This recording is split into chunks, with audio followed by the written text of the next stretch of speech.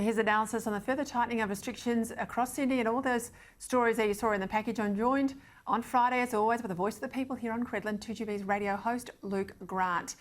Luke, great to have you on the show, as always. Hi, it's Peter. Friday, I look forward to it. Some criticism today that Gladys Berejiklian's gone into this lockdown. I have to say, as a Victorian, your whole state would be locked up if it was the clowns that run the show down here. It's only 4 local government areas. I think it's a very proportionate response. I think the rest of the country's looking to it. If she can pull this off, get this virus back under control, if she can pull this up, this is the model going forward, surely. I agree. I think it is. And let's not forget what's at stake here. We've got big numbers, but the Premier and the Chief Health Officer both today said, look, we know what they're connected to, so there's not a lot of mystery. The mystery surrounds, I think, a 9-year-old boy at St Charles Primary School in Sydney. So they know where the cases are. They expect more. They were very open about that today. They've locked down those 4 key local government areas. I work in Pyrmont, but I live out of the city quite deliberately. I'm effectively in lockdown. I've got no drama with that. So I drive to Pyrmont, I do my shift, I see a couple of producers, I've got a panel operator, there's probably 3 other people at work. Then I come home and I stay here. Very comfortable with that.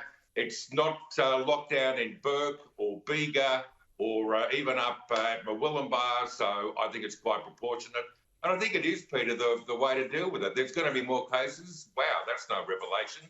Let's just make sure we keep things open as much as we can and just get on with it. I like it. Yeah, and I like the way she's talking to people too. I've watched all the press conferences. She's treating Sydneysiders like adults, giving them the information, asking them to step up, not like the draconian sort of school mom stuff we heard from the Victorians and we still get. Let's go up to Queensland too. We saw those letters from the Prime Minister to premiers in WA and Queensland, of course, in relation to Commonwealth-funded quarantine facilities. Both of those states have been asking for them for some time. The Commonwealth said it has to be near a big airport, it has to be near a big hospital, and it also has to be on Commonwealth land, saying they're footing up 100% of the cost.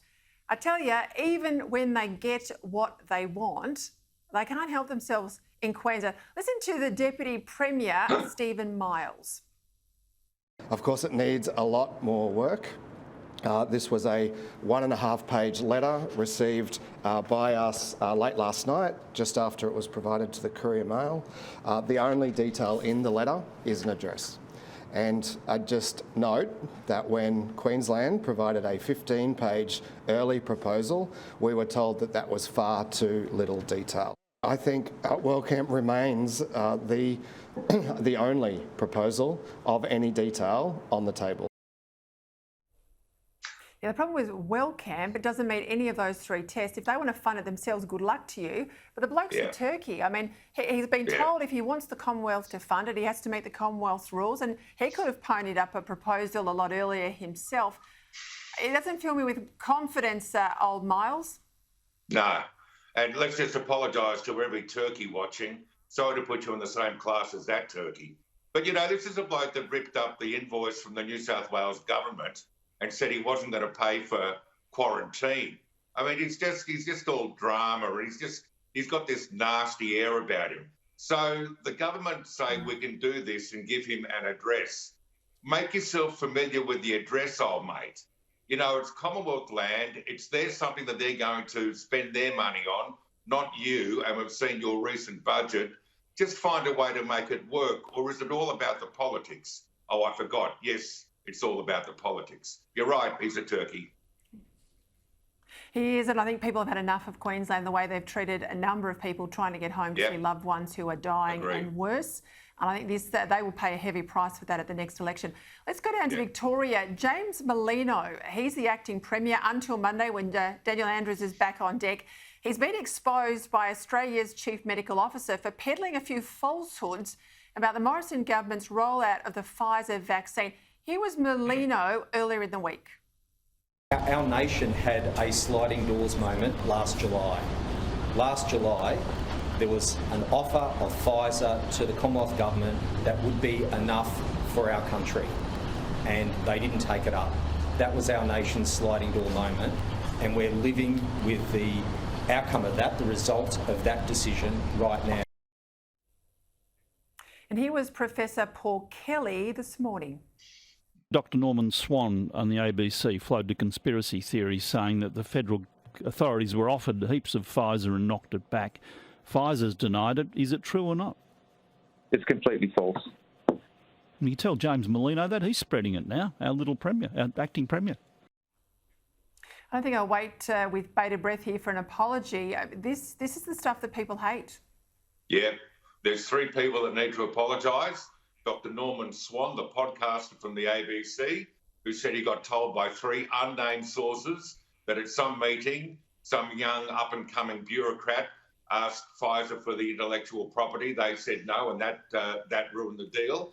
It then got picked up by an independent podcaster or the host of a website who said this is an outrage.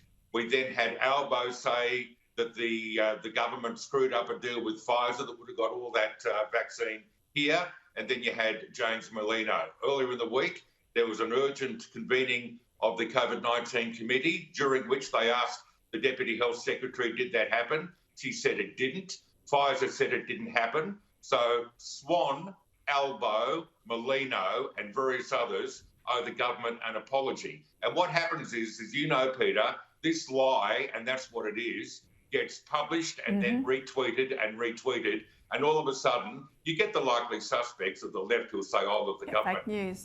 buggered it up," and they didn't. They didn't. It's a complete falsehood. Merlino, Albo, Swan, time to man up, if you can still say that, and apologise. An absolute disgrace. All right, you can certainly say man up here on Credlin. I hope we never stop you Thank speaking you. your mind, Luke Brand. As always, great to have you on the show. I thoroughly enjoyed you on Radio 2 this week. Keep it up. Love it. Good on you. See you, Peter. Thank you.